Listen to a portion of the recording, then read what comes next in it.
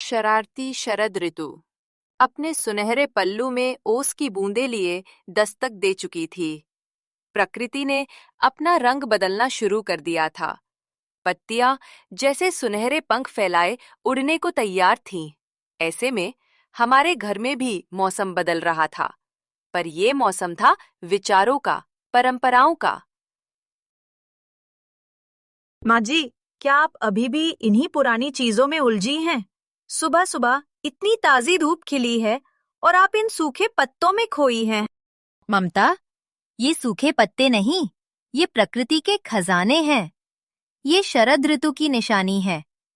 ये मुझे बताते हैं कि मौसम बदल रहा है, पर हमें भी अपने शरीर को इसके लिए तैयार करना चाहिए।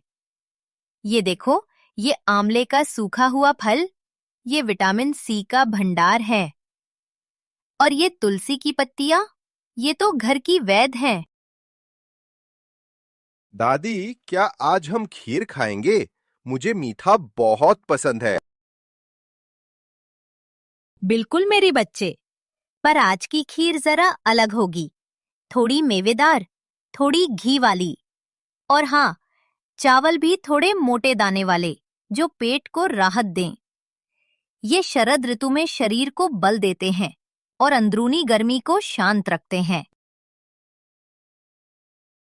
माँ जी, ये कौन सा नया नियम है? बच्चों को पौष्टिक खाना देना है तो फल और सब्जियां दो।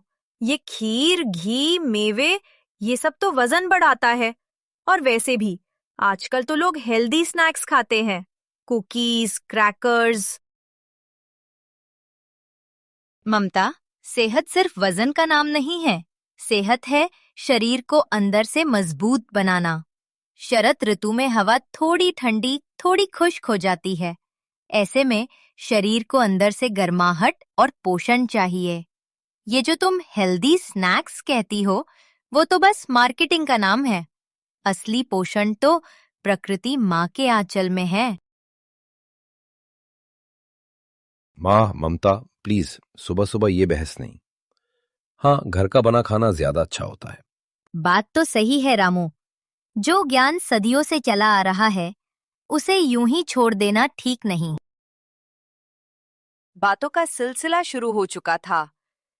एक तरफ थी पुरानी पीढ़ी का सदियों का अनुभव, दूसरी तरफ नई पीढ़ी का आधुनिक चकाचौंध, और बीच में फंसा था मासूम बबलू, जिसे समझ नहीं आ रहा था कि दादी की जड़ी बूटी ज्यादा अच्छी है या माँ की चॉकलेट बिस्किट। स्कूल का समय, बच्चों के लिए दुनिया की दौड़ में शामिल होने का पहला कदम। पर इस दौड़ में शामिल होने के लिए भी शरीर का साथ देना जरूरी है। सुनो, स्कूल में जाकर कोई अजीब चीज मत खाना। वो तुम्हारे लंच बॉक्स में जो सैंडविच है, वही खाना। और हाँ, पानी की बोतल पूरी भर कर ले जाना। पर माँ, अगर दोस्तों ने आइसक्रीम खिलाई तो? मेरा बच्चा स्कूल जा रहा है। बेटा, स्कूल में भी ध्यान रखना, बाहर की चीजों से बचना। और हाँ, अगर थोड़ी भी प्यास लगे तो सीधा पानी पीना। बबलू दोनों तरफ से घिरकर एक गहरी सांस लेता है और स्कूल की ओर निकल जाता है। जैसे जैसे सूरज अपना रथ आसमान में ऊंचा चढ़ाने लगा, धूप की तेजी भी बढ़ने लगी। पर यह तेजी शरद ऋतु की वो तेजी नहीं थी जो नवजीवन लाती है। ये थी कुछ और, कुछ ऐसी जो शरीर को अंदर से झुलसा दे। अरे बेटी, कहाँ चली इतनी तेज धूप में? माँ जी, मुझे जरा बाजार जाना है, कुछ जरूरी काम है। और ये धूप तो अच्छी है, थोड़ी सी धूप तो अच्छी होती है, स्किन के लिए भी। ममता, ये धूप शरद ऋतु की है। ये शरीर के अंदर पित्त को बढ़ाती है, प्यास को बढ़ाती है और तुम्हारे शरीर में खुश्की पैदा करती है। दादी की बातों में चिंता थी, सदियों का अनुभव था, पर ममता की कानों में तो बस दुनियादारी की आवाजें गूंज रही थीं। माँ जी, आप भी ना। ये मेरा स्किन केयर रूटीन है। ये सब चीजें आजकल बहुत जरूरी हैं। आप तो बस घर में आराम कीजिए। हाय राम, ये मौसम का मिजाज है और ये दुनिया का मिजाज। दादी की चिंता जाहिर थी। वो जानती थीं कि प्रकृति के नियमों के साथ खिलवाड़ का नतीजा अच्छा नहीं होता, पर कुछ बातें, कुछ आदतें इतनी गहरी होती हैं कि उन्हें छोड़ना आसान नहीं होता। दफ्तर की दुनिया एक अलग ही दुनिया होती है, जहां हवा में तैरते सूक्ष्म जीव मौका मिलते ही अपना रंग दिखाने लगते हैं। पर इस बार कुछ लोग दूसरों से ज्यादा मजबूत थे। अरे रामू, तू कैसे ठीक है?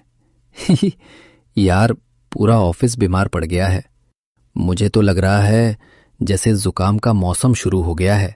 क्या बताऊं भाई, माँ ने सुबह सुबह गर्म पानी पीने को कहा था और रात को वो सौंठ वाला दूध। शायद वही असर कर रहा है। हाँ, मेरी माँ भी हमेशा यही कहती थी, पर अब कहाँ फुर्सत है ये सब करने की। कोई मुश्किल नहीं है, बस थोड़ी सी आदत डालनी पड़ती है। गर्म पानी, अदरक, तुलसी, सौंफ, धनिया, ये सब तो घर में हमेशा रहते हैं। रामू की बातों में माँ की सीख थी, और उसी सीख के सहारे वो इस वायरल मौसम में भी अछूता था, जबकि बाकी सब बदलते मौसम की मार झेल रहे थे। जिस मौसम को प्रकृति ने स्वास्थ्य का वरदान बनाकर भेजा था, वो आज बीमारी का सबब बन गया था। वो तेज धूप उसके शरीर को अंदर से झुलसा रही थी, और बबलू के पेट में माँ की चॉकलेट बिस्किट और कुकीज का असर अब दिखा रहा था। ममता, तुम्हें तो बहुत तेज बुखार है। मुझे लगता है कि वो दोपहर की धूप बहुत ज्यादा थी। मुझे मुझे बहुत तबीयत खराब लग रही है। पेट में भी अजीब सा हो रहा है। मैंने कहा था ना बेटी, शरद की धूप को हल्के में मत लो। ये शरीर को अंदर से झुलसा देती है। मेरा बच्चा, तुमने वो ठंडी ठंडी आइसक्रीम और वो चिप्स खाए थे ना, उसका असर अब दिखा रहा है। दादी, पेट में बहुत दर्द हो रहा है। अब ममता की आंखों से आंसू बह रहे थे। वो आंसू जो पश्चाताप के थे, और शायद समझदारी की शुरुआत के।